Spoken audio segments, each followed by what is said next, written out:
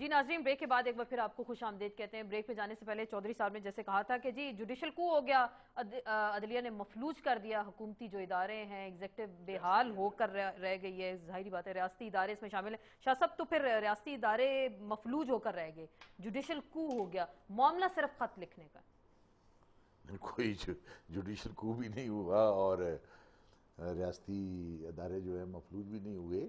یہ الگ بات ہے کہ بھئی ایک ریاستی ادارہ جس کو ایگزیکٹو کہتے ہیں، مطلب اننیسیسری، پتہ نہیں ایڈوائزر کون ہے ان کے، مثلا ایڈوائزر ان کا ایک سب سے بڑا ایڈوائزر جو ہوتا ہے وہ اٹارنی جنرل آف پاکستان ہوتا ہے، کیونکہ وہ وفاق کا، اسٹیٹ کا ایک وہ تو کہہ رہے ہیں 12 جولائی کا فیصلہ غیر آئینی ہے۔ میں یہی عرض کرتا ہوں، وہ تو یہ بھی کہتے ہیں جی کہ پارلیمنٹ چاہے تو سپریم کورٹ کو ختم کر سکتی ہے۔ وہ یہ کہتے ہیں کہ پرائم منسٹر کو بھی عدالت نہیں بلا سکتی اور کسی نیب کے اہلکار کو بھی ایون عدالت طلب نہیں کر سکتی۔ اب دیکھیں نا کہ اگر اس قسم کی مشیر اگر ہوں، مطلب تو پھر تو ایسے ہی ہوگا، پھر تو دن کو تارے نظر آئیں گے اور رات کو سورج نظر آئے گا، پھر تو ایسے ہی ہوگا۔ مطلب کہ اگر جو وہ لوگ جن کی بنیادی ذمہ داری ہے کہ بلیک اینڈ وائٹ میں کیا ہے، کانسٹیٹیوشن جو کہ کمانڈ کرتا ہے اوورآل، کوئی یہاں میں کسی پارٹی بازی کی بات نہیں ہے کہ یہ ادارہ یا وہ ادارہ یا وہ ادارہ، مطلب تین بڑے ادارے ہیں نا، لیکن تینوں ادارے جو ہیں وہ اتنی کھلی چھٹی کسی کو بھی نہیں ہے، مطلب اس کو اوورآل جو ہے وہ کانسٹیٹیوشن آف پاکستان جو ہے وہ کنٹرول کرتا ہے۔ کنٹرول تو سر کرتا ہے، لیکن بیچ کا راستہ جب جیسے اب کورٹ دے رہی ہے، کھوسا صاحب کا جیسے ہم نے کہا ابھی جیسے کہہ رہے ہیں کہ اٹارنی جنرل کا خط وہ جو ہے واپس کر دیا جائے اور پھر نیا لیٹر ہم آپ کو استثناء بھی حوالے سے دے سکتے ہیں۔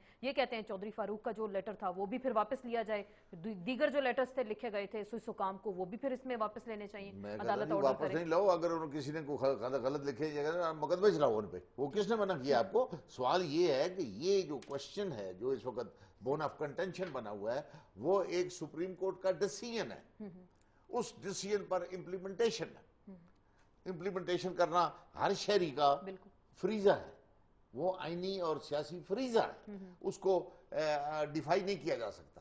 اگر اس کو ڈیفائی کیا جائے اور پھر وہ بھی اسٹیٹ کی سطح پر، فیڈرل گورنمنٹ کی سطح پر، تو یہ تو ملک تو پھر جنگل ہے، ملک نہیں ہے، پھر جنگل کا قانون اس وقت ہو جائے گا۔ پھر کیسے؟ اب میں یہاں پہ یہی کہتا ہوں کہ جب امتیازی چیزیں ہوں گی تو پیپلز پارٹی ہمیشہ سے وکٹم رہی ہے۔ میری ایک چیز بات سنیں، ایک ان کی ممبر ہے پنجاب میں اسمبلی کی، پہلے ان کی ہوتی تھی، پچھلے بار وہ اس نے کیو میں گئی، صبا صادق، اب کیو سے ہوئی تو اب ان کی طرف آئی ہے، اس کے خلاف ریفرنس ہے، پچھلے 2 سال سے سپیکر کے پاس پڑا ہوا ہے، سپیکر ان کے اپنے ہیں۔ جی ہاں، اب پیپلز پارٹی کے سپیکر کے پاس جو ہے وہ اس کے پاس 1 مہینہ نہیں رہ سکتا، کورٹ کہنا شروع کر دیتی ہے۔ اب وہ دا سیم کیس، ہم یہ کہتے ہیں کہ میں بار بار کہتا ہوں کہ جو باقی کیسز ہیں وہ بھی تو سنیں، اثر خان کیس بھی سنیں، باقی کیسز بھی سنیں، صرف ہمیں ہی ٹارگٹ کیا، لیکن آپ کو ٹارگٹ کیا گیا، لیکن عمل درآمد کیس ہے، 3.5 سال ہیں۔ جی شفقت صاحب کچھ کہنا چاہ رہے ہیں۔ ایک چیز پہ صرف لڑے جا رہے ہیں۔ عرض کرنا چاہتا ہوں،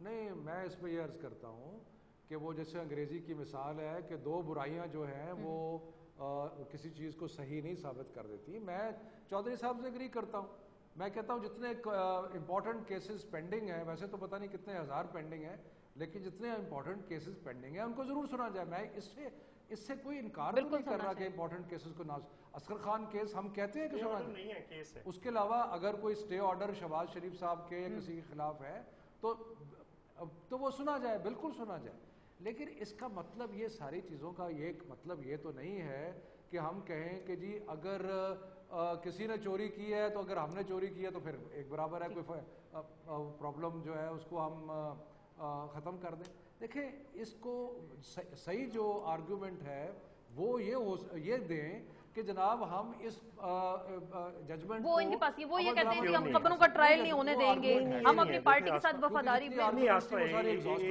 یہ وہ پارٹی کی بات ہے۔ میں قانونی رائے لے لوں، راجہ صاحب سے قانونی رائے لے لوں، پھر انہوں نے جانا بھی ہے۔ راجہ صاحب مجھے یہ بتا دیں، عدالت جب بیچ کا راستہ اب دے رہی ہے، آپ کہہ رہی ہیں پہلے بھی کہہ دیا گیا تھا، اب بھی کہہ دیا گیا، 3.5 سال یہ مقدمہ، اتنی طوالت ہو گئی اس کو، اب راجہ صاحب کو 14 دن ان کے رہ گئے، اب دیکھیں کہ کیا ہوتا ہے۔ اب آپ کو کیا لگ رہا ہے، کوئی بیچ کا راستہ نکلے گا یا پھر جو آپشنز تھے اس پہ کچھ کسی کا استعمال ہوگا؟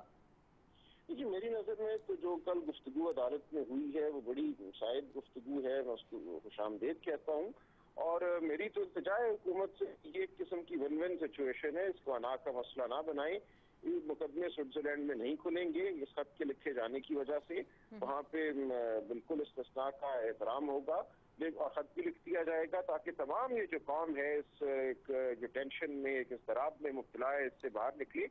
मुझे इसमें कोई बिल्कुल मुज़ायका नजर नहीं आता, बल्कि इनके अपने मुशीर एतजाज़ एहसन साहब कितनी दफा कह चुके हैं कि खत लिख दिया जाए तो कोई मुज़ायका नहीं है, कोई हर्ज नहीं है। ये एक सियासी शायद कोई अब एक मामला ज्यादा है, कानूनी कम है, अनाक का ज्यादा है और आइन का कम है। तो इसमें ऑप्शन 6 अगर ऑप्शन 6 पे हम जाते हैं, जैसे अदालत ने कोई ऑप्शन नहीं है। मैं बड़ी इज्जत से एहतराम से कहूँगा, जब ये ऑप्शन आया भी था जनवरी से, ऑप्शन 6 कम से कम कानूनी हलकों की तो समझ से बालातर है। अवाम के पास जाना किसी सूरत भी अदालती हुक्म पे अमल करने का नेमुल बदल नहीं हो सकता। ये नहीं कभी भी होता कि आपके अच्छा ये हुक्म है, हम इसको नहीं मानते, हम अवाम के पास जाके रेफरेंडम या इलेक्शन करा लेती हैं। ये दो बिल्कुल मुख्तलिफ बातें हैं। अदालती हुक्म पे बहरहाल अमल होना है और अवाम के पास भी ज़ाहिर आइन की एक मंशा है, इलेक्शन होने हैं, अवाम के पास तो जाना ही है। दोनों चीजों को मैं आपस में मुंसलिक नहीं करता। बहुत बहुत शुक्रिया राज साहब, आपका शुक्रिया। शाह साहब फिर जी एक सेकंड देखिए ना, ऑप्शन 6 की बात कर रहे हैं, बाकी अवाम के पास तो चले गए। किस तरह यूसुफ रजा गिलानी साहब गए। अच्छा, वो तो उनके बेटे को लोगों ने जिता दिया है, जिसको डिसमेंबर कर रहे हैं आप, तो वो ऑप्शन 6 तो यूज हो गई। ऑप्शन 6 पे तो लोगों ने अपनी राय दे दी और सबने मिलकर, और हत्ता के चीफ जस्टिस साहब की तस्वीरें भी वहां पे लगाई। चले शाह साहब, ऑप्शन 6 एक्सरसाइज हो गया। अभी के जो रिसेंटली इलेक्शंस हैं, मुल्तान के इलेक्शंस, उनमें ऑप्शन 6 एक्सरसाइज किया, को निकाला है तो लोगों ने उसको लाकर वापस बिठा दिया और खत नहीं लिखा जाएगा। सुप्रीम कोर्ट ने कब कहा था कि इनको न बिठाना? 15 दफा बैठे। सुप्रीम कोर्ट का क्या तल्लक है बिठाने से, उठाने से, जिताने से, हारने से? कोई तल्लक नहीं है उसका। कोई उनका तल्लक है सिर्फ कॉन्स्टिट्यूशन से और उस कॉन्स्टिट्यूशन की कमांड से। That's all. कोई जीता है, हारता है, जीता रहे। सुप्रीम कोर्ट कोई सियासी जमात तो है नहीं, और सुप्रीम कोर्ट ने किसी जगह किसी आर्डर में मैंने नहीं पढ़ा कि उन्होंने ये कहा हो कि भाई यूसुफ रजा गिलानी साहब जो है वो इलेक्शन न लड़े। अब भाई वर्च्यू ऑफ द डिसीजन जो उनका है, अगर वो डिस्क्वालीफाई हो जाते हैं और उनको समझ नहीं लगती, इसमें सुप्रीम कोर्ट का तो कसूर नहीं है कोई। मतलब सुप्रीम कोर्ट ने तो अपने एक, और वो सुप्रीम कोर्ट में ही लिखा हुआ है। आज अगर देखें, बड़ी सिंपल सी बात है, मतलब जो सब काबिल एहतराम है मेरे लिए, कि सुप्रीम कोर्ट के एक गलत होंगे या ठीक होंगे, ये इसमें कोई अमल दरामद है ना, बात अमल दरामद की। वो ये कहते हैं कि जी हम नहीं करेंगे ऐसे फैसलों पे, हम अमल दरामद नहीं करेंगे, हमें यरगमाल बनाना। हमारी बात हमें करने दीजिए। हम ये कहते हैं कि कितने महीने रह गए सदर साहब को? 4.5 साल हो गए, 4 साल हो गए। कितने महीने टर्म रह गई? खत 100 कहेंगे, 100 खत लिखें। शफकत सब कुछ ऐड करना चाहिए। ये है कि आइन सिर्फ इनको नजर नहीं आता, आइन हमें भी पता है इनके अंदर। जी शफकत साहब। आसमा, मैं ये अर्ज करना चाहता हूँ कि ये चौधरी साहब ने भी थोड़ा सा इसका जिक्र किया, लेकिन पिछले चंद हफ्तों या महीनों से ये बात बार बार दोहराई जा रही है कि अगर इलेक्शन में कामयाबी हो गई है तो इसका मतलब है कि सारे जुर्म जो हैं वो धुल गए हैं। बात यह है कि इलेक्शन में कामयाबी कोई इस चीज़ का लाइसेंस तो नहीं है कि आप जाके कोई भी क्राइम कर सके, या उसके बाद आपने अगर क्राइम को पास्ट में किए हैं और आप इलेक्शन जीत जाते हैं तो इसका मतलब है कि आप उससे सारी चीज़ों से बरी जुम्मा हो गए। आप एस्टैब्लिश डेमोक्रेसीज में देख लें, क्लिंटन साहब जब प्रेसिडेंट बने तो उनके ऊपर वो कुछ ऐसे मामला जो कि पहले से थे वो चले आ रहे थे, उसमें एक वाइट वाटर स्कैंडल बड़ा मशहूर था।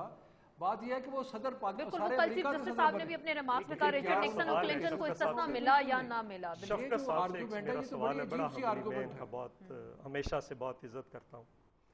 हम तो ये कहते हैं क्राइम्स कभी नहीं धुलते। वो इलेक्शन में चले जाए 10 बार कोई लड़ ले, उसका इशू ही नहीं है। हम वो बात ही नहीं कर रहे हैं। हम कह रहे हैं कि एक बंदे को निकाला, लोगों ने वापस ले आया, और शफकत साहब बिल्कुल क्राइम नहीं धुलते। जिस तरह से अगर कोई किसी पार्टी में बैठा हो और वहां पे उसने जो पॉलिटिक्स की हो, उसके बाद एक नई पार्टी में चला जाए तो बिल्कुल क्राइम नहीं धुलते हैं।